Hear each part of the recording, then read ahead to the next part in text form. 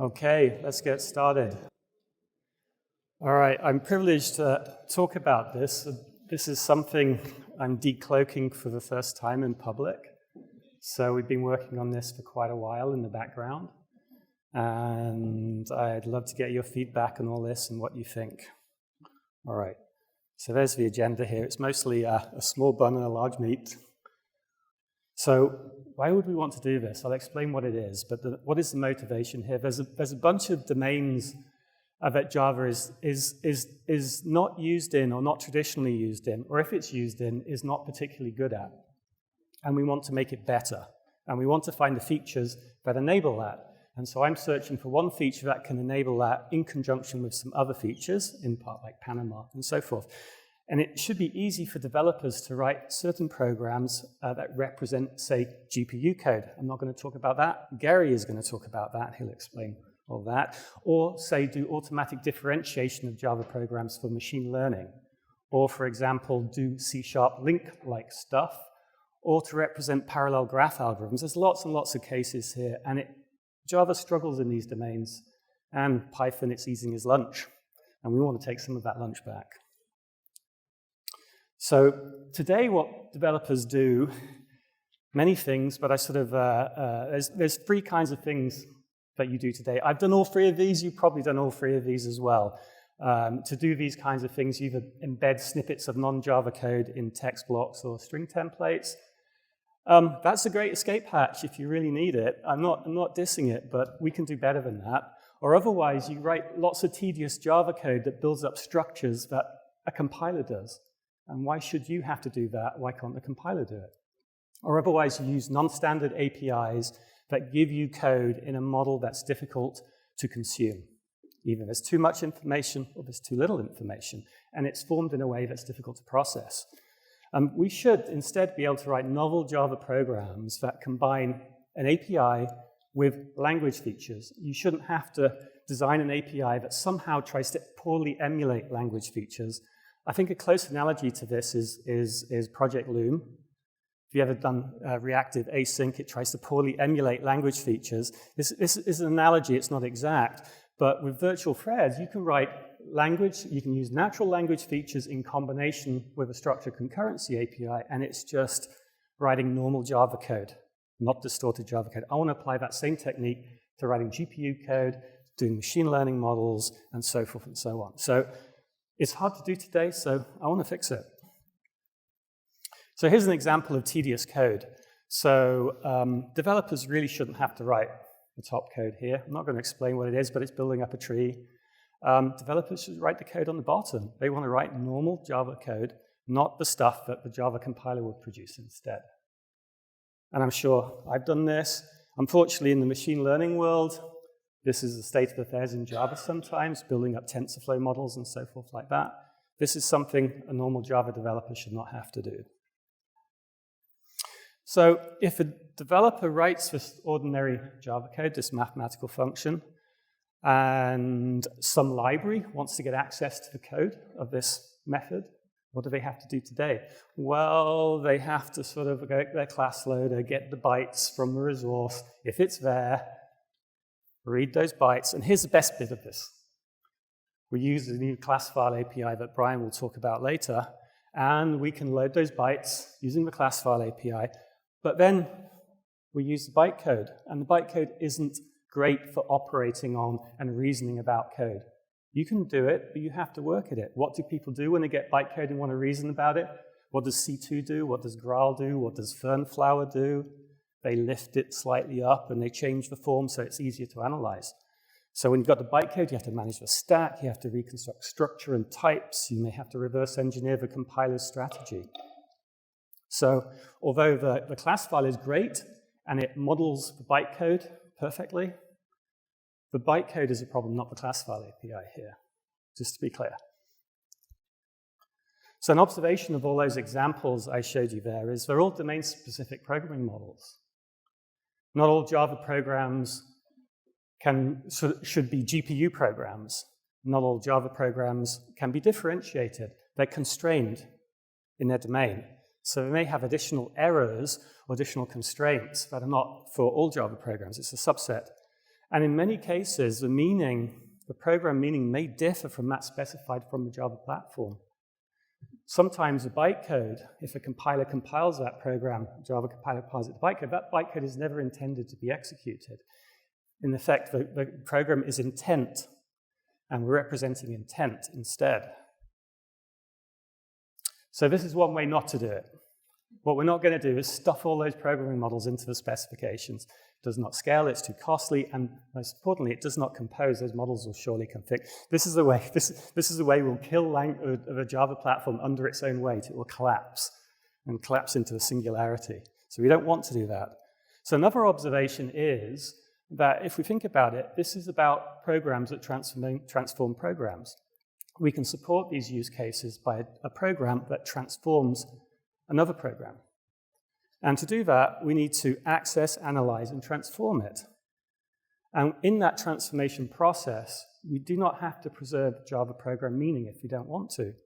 The new program might not be a Java program, but we preserve the specification, it remains the same, but the transformation process may reinterpret what that code means according to what it specifies.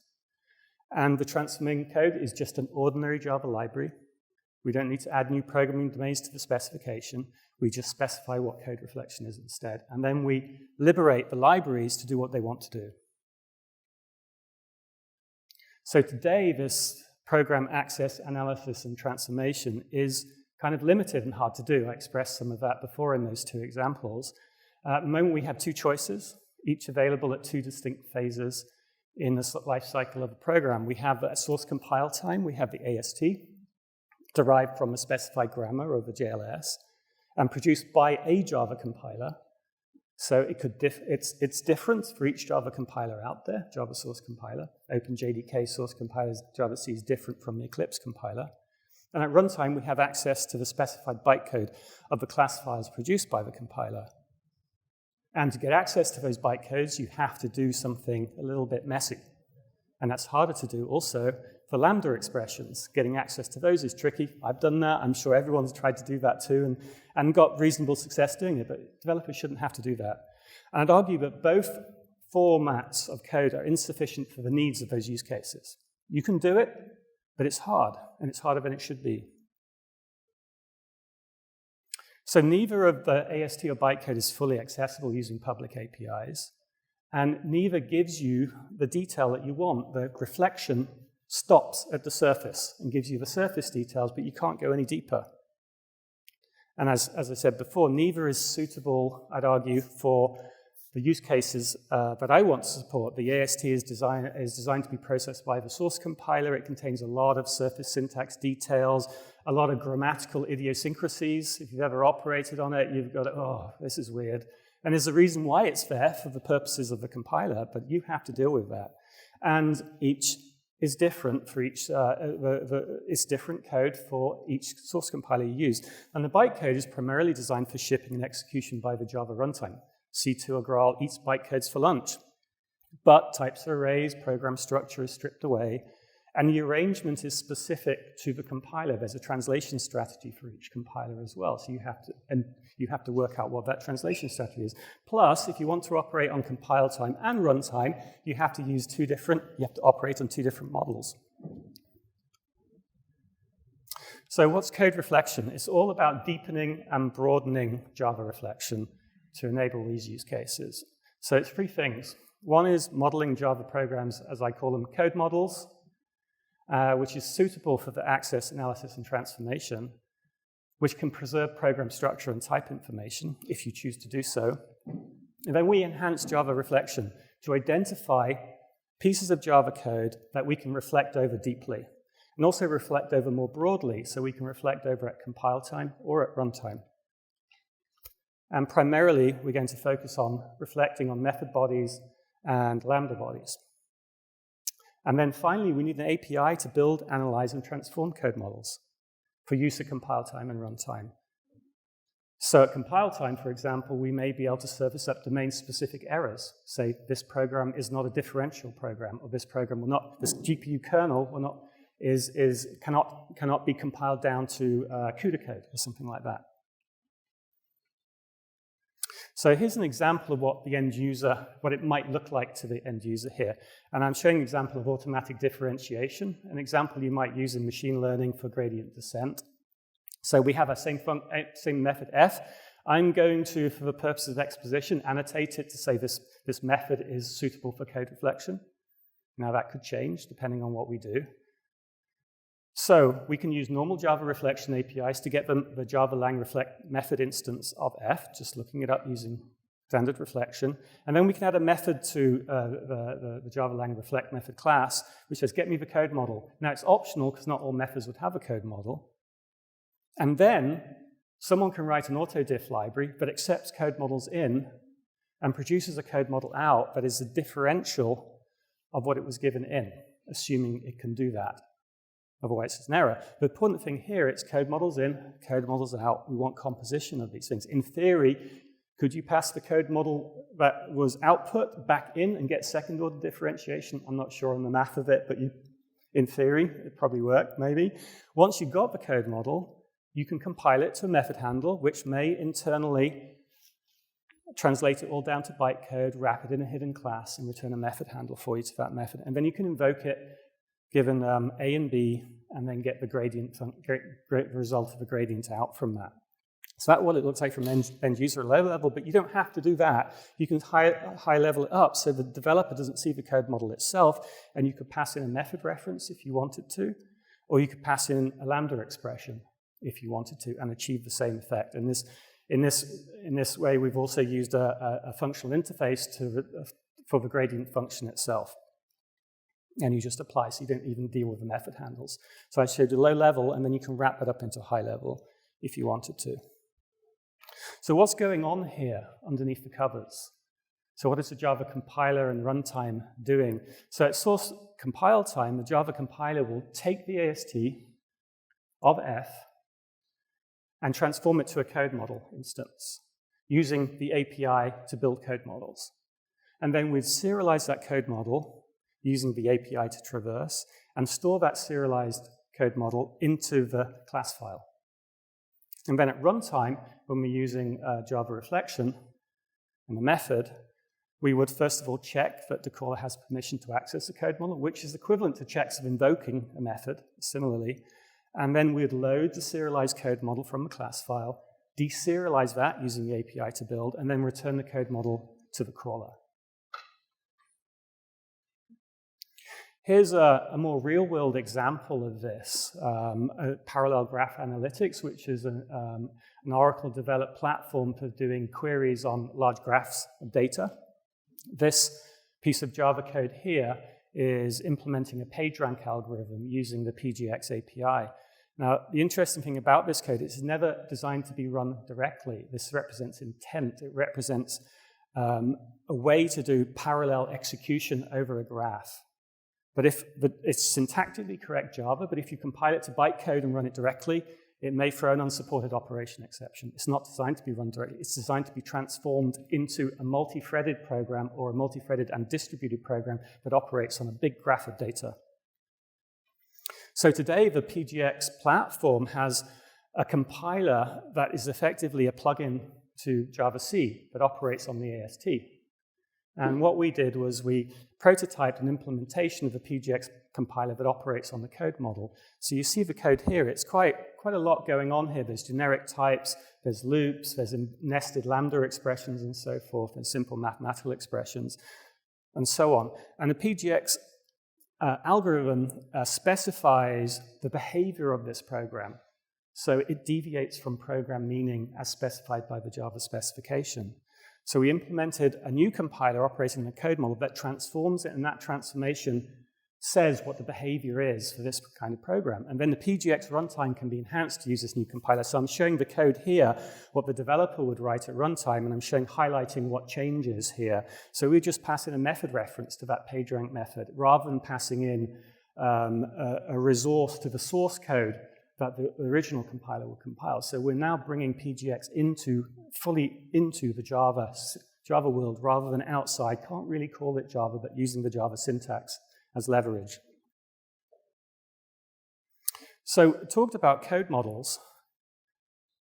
So what would they look like? What is their structure? Well, at one end we have the AST, that's consumed by the Java compiler. All the way at the other end we have bytecode that's consumed by the Java virtual machine. Somewhere in the middle of this, maybe, we've got a structure for the sort of code models which is good for analysis and transformation. So what is it? Originally I thought it was just a point on this space here. Then I came to realize it's actually an interesting space, an interval here that is useful for all code models and transformers where an API and a model should apply across a spectrum or an interval or discrete points across this, where we could start off at the left-hand side and progressively lower down to the right-hand side within this boundary, depending on your use case. So maybe for the PGX case or for translating to OpenCL C99, we would stick more to the right. But if we wanted to go down to SPIRV, which is sort of the interoperable bytecode for GPUs, or maybe PTX, CUDA stuff, we would progressively lower down to the right, like so. And I wanted to design an API and model that could support all of this. And of course, you can go from left to right, but there's no reason why you can't also go from right to left. Of course, C2 and Graal, they naturally lift up a little bit. As you go further to the left, it gets progressively harder until you hit the heroics of Fernflower that IntelliJ does for viewing bytecode as source code. Very impressive, but it does a lifting up too. And so we may or may not do this, or the community may do it, we don't know yet. But it's a good experiment for us to do as well. So what do we need here? Of course, one level of indirection is what we're really good at. So we need a code meta model here to express code models. So we need something that's flexible to model a broad set of Java programs as code models. Something that can be modeled close to the AST, but also something that can be lowered down closer to the bytecode. And in this progressive lowering process, we always preserve program meaning. So some program domains are suited more to the left, and some program domains are suited more to the right. But the same modeling capability should apply across that. And a real challenge here is I think this meta model should be comprehensible to many developers. We're exposing out quite a powerful feature to all the developers, and we want this to be comprehensible. If it's not, it's going to be difficult to use. I don't think we're going to be a success. So I've been inspired quite heavily from something called MLIR, an effort by Chris Lattner. I was reading a lot about machine learning and stuff like this, and I was seeing all sorts of people do all sorts of their own compiler technology, and Chris Lattner came along and said, well, why don't we collaborate on something together rather than individually implementing all these things? And what I saw from MLIR was very interesting. You probably don't have any major surprises of what this meta model might be. It's basically a decomposition of the program into operations, bodies, and basic blocks, kind of like what C2 does, I believe what Fernflower does. It's established technology with good academic literature backing it up. But what I got from MLIR was the ability to nest structure, an ability to represent phi nodes as block arguments. If I had to mention phi node in any spec of this, I would think I would have failed, because if I mentioned phi nodes to many Java developers not outside this room, there would be this big question mark, phi what? So this is what appealed to me, because I can make things look a little similar to Java code such that it's familiar to Java developers, and I think that's a big win. So what we get from this code model is a shallow tree structure, and control flow graphs and data dependency graphs are sort of emergent properties of that tree structure. And this meta model, I think, as MLIR has shown, is extremely flexible. It's capable of modeling many things, and I can model many Java language constructs at a high and low level here. And I will show that in a moment. So the sort of model is operation, body, block operation in this shallow tree structure. And it's really where operations define the behavior in this model. And we define two sets. One is a core set of operations that can be used to model a broad set of Java programs. And then, looking for a better term here, an auxiliary set of operations that model certain Java language constructs. And the auxiliary operations model higher level Java language constructs, like loops, tri-statements, and so forth, conditionals, patterns, and anything in the future that we may evolve the language at a high level, I'm expecting we can model here. And I'm trying to catch up with what Brian and that lot are doing in patterns, and I'm scratching my head. How the heck am I going to model this thing? So it's quite a challenge, but I think we can do it. So when you get a code model, the key thing about an auxiliary operation is it can lower itself using the API into a substructure of core operations. This, to me, is a trick where we can add new language features and model new language features, and if someone doesn't know what that language feature is, you can just lower it into the core operations, because the core operations will evolve like bytecode would do instead, and the auxiliary operations would potentially evolve faster. So when you get a code model supplied by the platform, like the PGX compiler gets, it would consist of core and auxiliary operations mixed together. In MLIR terminology, these will be called dialects.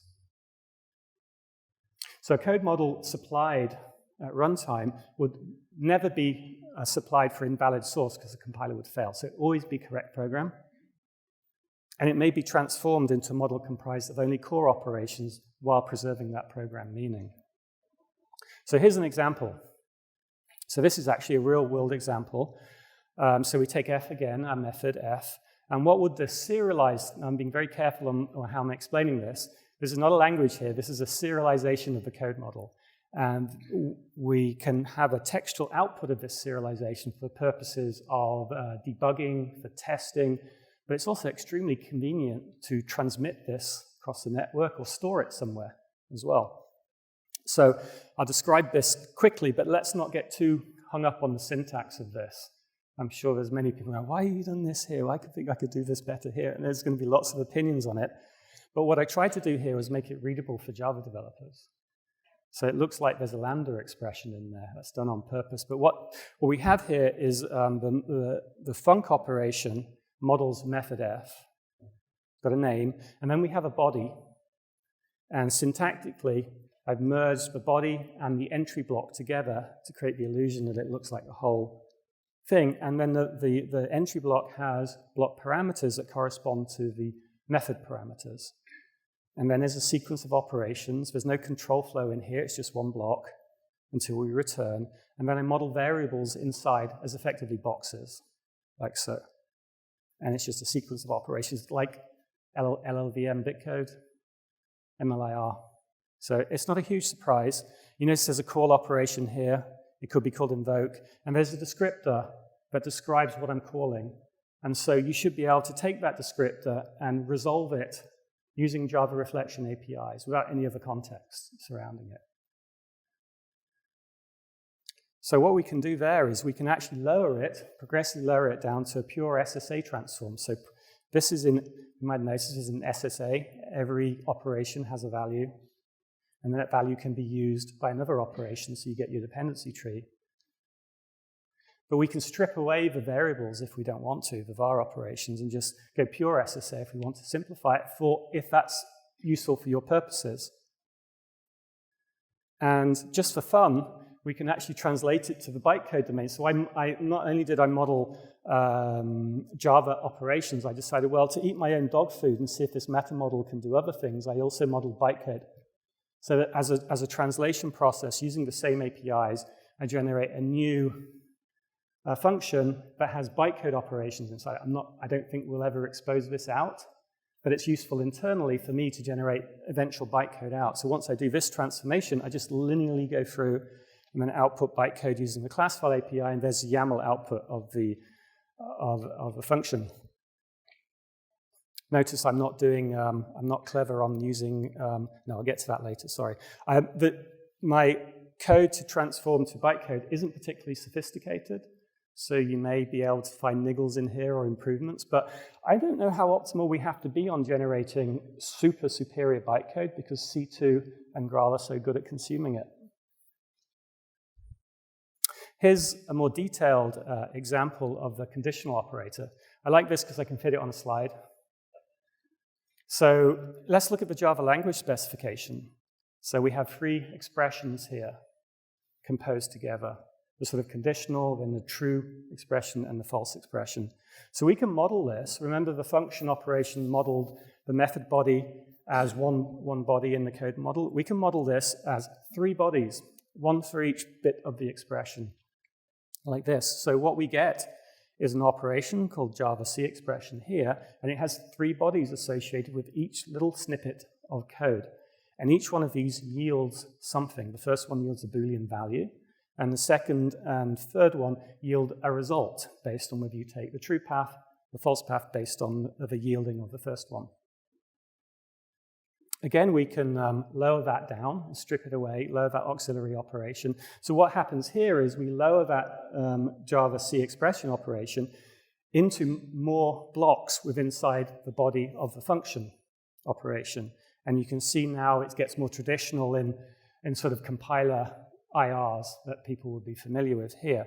And so we replace that operation and its nested structure and embed the little expressions inside there, like so. So we see a conditional branch based on the value of the Boolean, and when we branch to it. And the interesting thing here is we need to know which value came from which branch, and so out pops a block argument, and that's equivalent to a phi node here.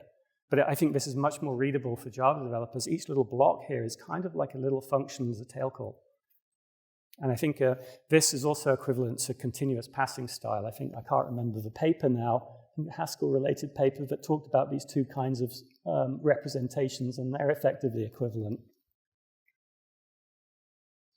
So then I can strip it away, lower it down, SSA transform, get simpler, of course.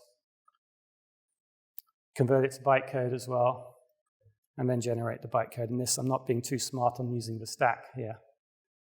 So to enhance Java reflection, we need to identify parts of the program to deeply and broadly reflect over. So you saw one solution was to annotate a method with a code reflection annotation. I think that's on the boundaries of usages of reasonable use of annotations for our purposes, but maybe there's other ways, but I think that's reasonable for now. And that grants access to parts of code, to those parts, so we can reflect over them at runtime and compile time with appropriate access permissions. So we don't want to ensure that someone annotated their code, but then someone else got access to that code they shouldn't have to. So we need to ensure it fits into the security model or the access control model of Java reflection. And I think at a minimum, it's really about identifying methods and Lambda expressions and perhaps some composition of, maybe at the level of a class, say all methods in here are reflectable or not, but probably not at the level of a package or a whole library. Yes. So I talked about methods, so how would we identify Lambda expressions here? So a big thank you for Maurizio here for helping design this prototype. So what we can do is we can lean in the notion of serializable lambdas and say they're quotable or reflectable, TBD on the actual type name here. So if we use in I can't remember what the types are called here now. If we say it's quotable and an interunary operator, it gives some extra information to the compiler to say, oh, I need to do something extra special here. And so we can return an instance of the functional interface, but we can also cast it to something else. And when we cast it to a quotable thing, then we can get what's quoted, and then we can get the operation that's quoted, and we can also get the captured arguments as well. So we can capture the arguments in here. So once we can do this, we can do C#-like stuff, which I think opens up a whole sort of avenue to experiment on these kinds of things. Stream fusion, representing SQL expressions. We can do what LINQ does. I think we can do better than LINQ. We can also quote more generally a Lambda expression if we don't want to bind it to a functional interface. Perhaps you don't know what the functional interface is. You just want to treat it as a closure. You don't have to develop or have X numbers of functional interfaces capturing all of your sort of descriptions of your arity and parameters and so forth like that. So that gives you extra flexibility if you don't want to bind it to a functional interface. So we need an API to do all this, to build, analyze, and transform code models. And I think a key thing about this API, it needs to be derived with discipline from the model itself. And this is what I think Brian has achieved quite impressively with the class file API, it's derived from the model of the bytecode. And if we're very clear what the code model is, or the code meta model, we can derive an API from that model. I have some properties that I think are desirable here. These may change or adapt as we go. I think we should make these things immutable, and we think we should lean into a functional style for transformation. I think it should be easily traversable up and down. We should get dominance relationships and so forth. Values report their usages. You can bounce around the tree in many, many ways very easily. And I like the fact that in my implementation, I sort blocks in a topological order in reverse post order, which makes it easier to analyze. So a code model is built using a builder. I actually showed the builder before on the page when I was telling you this is the code you shouldn't write. That was actually builder code. And when you're building, you're kind of in a larval state. You're building this interconnected graph, and it's not quite ready, and it's not going to be valid until you finally sort of said, I'm done, and then you freeze it. So there's this kind of larval state where you build all the stuff connected up, and thereafter it's unmodifiable. And then as I've shown, you can serialize code models to and from text. And this is primarily for debugging and for testing, but please use it for what you might want to use it for. I'm not saying you shouldn't use it for other reasons. So transformation here is an emergent property of traversal combined with building. And this is heavily inspired by Brian's class file API. Which does this very powerfully. So we can traverse an input code model and flat map its contents into a builder of the output code model. And so flat mapping, as you know, is zero to many transformations. So we can do removal, we can do copying, or we can do replacement. And then if you want to, you can do alternative forms of transformation by just doing your own traversal too.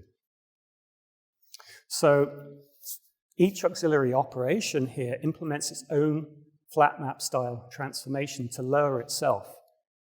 And so we can implement that, and then we can compose all those transformations together. So if we get one big code model with lots of auxiliary operations, and we can lower it all in a single pass by saying, please lower yourself, please lower yourself, please lower yourself, like this.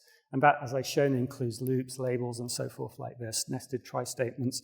And so the transformation to do this at a high level is like this. We say F transform, we get a builder, and we get the input operation that we want to flat map in, and we ask, are you lowerable? If you are, lower yourself with the builder I've given you, or otherwise, just apply the operation yourself and return the block to continue building, and it's that simple. I haven't quite nailed the composition part of it yet, but I'm pretty close to nailing this, and this makes the API very, very simple, because there's not a lot to the API. Most of the API is all operations. Everything else is pretty small and self-contained, which suggests I'm on the right track here. Okay, so there's more than one slide to this, but these are things that keep me up at night most, I think. So how many Java language constructs do we need to model? This is how far should we go? I want to push it as far as I possibly can, so I know if I can step back, at least know where the pitfalls are and step back. A big question is, do we model class declarations? Because that brings in a whole new thing that I don't think we really should need to go to, because Java Reflection already does that for us today at the surface level. So why do we need to reproduce that? But then there's inner classes, there's inner records in methods too. So what do I do about those things? So I've got a bit of a quandary here. And can we evolve a model with the evolution of the language? This is a real sort of thing that keeps me up at night. Am I going to cause some problems in 10 years' time for some other people who are going to swear at me, saying, why did we add this feature to the platform? So I'm trying to skate to where the language puck will be on an eventual ice skating rink. That's kind of how I feel it is at the moment. But I think because we've got these core set of operations and auxiliary operations, we've got a way to evolve things. That needs to be tested out more thoroughly. But I think that's the way to think about it. And of course, when we add a feature like this increases the incremental cost to every new language feature we add. Because you add a language feature, it's not just a language feature. Does it need reflection? Does it need specification? It needs a JCK. All sorts of things come into play. Is there strange interactions at a distance with other features? We always find things like this. So there's another incremental cost of adding it to the code model too. So I'm wary of that. And back of my mind, although you shouldn't prematurely optimize, I want to make sure this is reasonably performant. Because we're immutable, there is a cost and trade-off to that. But I think that wins from an API point of view at the cost of some performance, but maybe we can get some of that performance back by shifting when transformations are performed. And Project Laden may be able to give us that kind of shifting capability. So this is my plan. Until the plan changes, this is it. So I hope this year to submit an open JDK project proposal. Project name TBD. I can't think of a good name yet, so you've got some good names. Also, we're thinking of lumping together with this a scope, exploration of GPU programming domains that Gary's going to talk about, because we think this is a very important use case, and combining the two together, I think it keeps interconnected. They could diverge later, but at the moment it's very convenient to do this together as one project and have separate source code bases, separate source code places, but keep them connected together and work together on this. And I want to open source the prototype JDK code reflection JDK I showed you working here, and so that you can have a play with it and enable further experimentation. So Oracle, the PGX team have already played with it, and other people have played with it too, and been successful with it so far and got good feedback. So if we unleash this out in the world to you people, maybe you could play with it too and give us feedback on what works, what doesn't, and so forth. So I've got to tidy it up first, but it's in generally good shape for experimentational purposes. And that's it. I've got 3 minutes for questions. All right.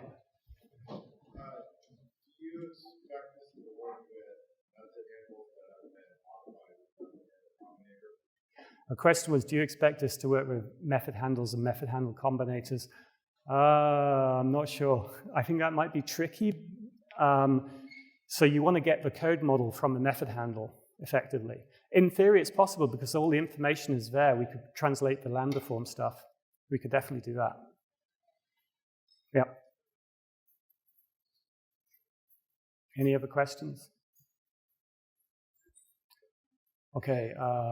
Nearest one to me. Will this be applicable to other languages which translate the Java bytecode? If you implement the translation strategy yourself, so you'd have to implement the AST conversion from your language to it, then you can theoretically do it, yeah. So we could supply hooks to do that, potentially.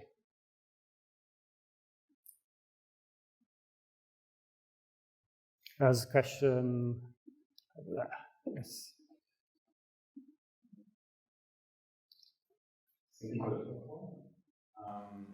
So you bounded the meta model transformations between AST and bytecode somewhere, right? And similar to the question about other languages, if they are supported, my question would be, have you considered expanding to concrete syntax as well? So for example, can you speak a bit louder, please? I'm having trouble hearing you. Have you considered expanding to concrete syntax as well? So beyond just the abstract syntax representations. So for example, if for synthesizing source code again, or not lowering, but transforming the original representation, but making use of the analysis capabilities? I think it's if we expose this out as a feature, that's what others can try and experiment with in terms of code analysis, not transformation, but just analysis and stop it. It's perfectly reasonable to do that kind of treatment as well. I think that the challenge for us is there's not all models, not all code will be reflectable, so you won't be able to do a necessarily global analysis over it. But if you've got the class file, you could lift up the methods from the class file bytes. And this is a great thing you can do at link time in Java and do analysis. And I have done those kinds of experiments with Project Laden to do kinds of constant folding. And so to do constant folding, I do not want to operate on the bytecode. It's just a headache. So I lifted it up into this form and then did it and then lowered it back down again, which is kind of what compilers do. So I think analysis is a great use case on its own. There's one question over there. Hi, Paul. This is Juan from Manchester. Great talk. So I have a question. So my take here is that one of your plans is to include GPU compute. I guess Gary will talk more about that later. So what about if the transformations you're making make, oh, okay, let me rephrase that. First of all, the bytecode transformation will generate legal bytecodes, right? It's legal Java still. But what if the generated part is not a valid code for the target platform, let's say for SPV platform or for PTX platform? Have you considered workarounds? So what, if I summarize it up, what if you generate platform-specific code? I haven't thought too much about that. It's something I think if you generate platform-specific code, you are kind of stuck on that platform, or you'd have to generate n different platforms at once. Otherwise, it's not going to work.